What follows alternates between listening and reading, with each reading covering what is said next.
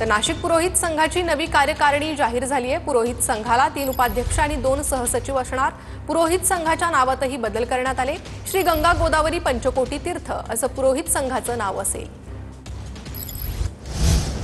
नाशिकच्या सिंहस्थ कुंभमेळा प्राधिकरण मंजुरीच्या निर्णयाचं स्वागत। आनंद आराखड्याचे महंत शंकरानंद सरस्वती यांनीही प्रतिक्रिया दिली आहे। सिंहस्थ कुंभमेळ्याच्या कामासंदर्भातही महंतांकडून नाराजी व्यक्त करण्यात आली आहे।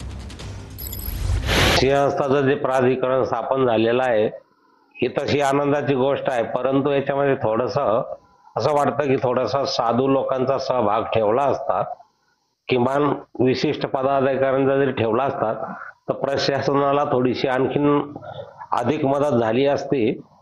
याच्या पुढे आम्ही आणखीन प्रयत्न करू, प्रशासनापुढे करू, शासनापुढे करू। यांनी घेतलं ठीक आहे, परंतु सगळ्यात प्रथम गोष्ट हे स्थापन झालं हीच गोष्ट मोठी स्वागताची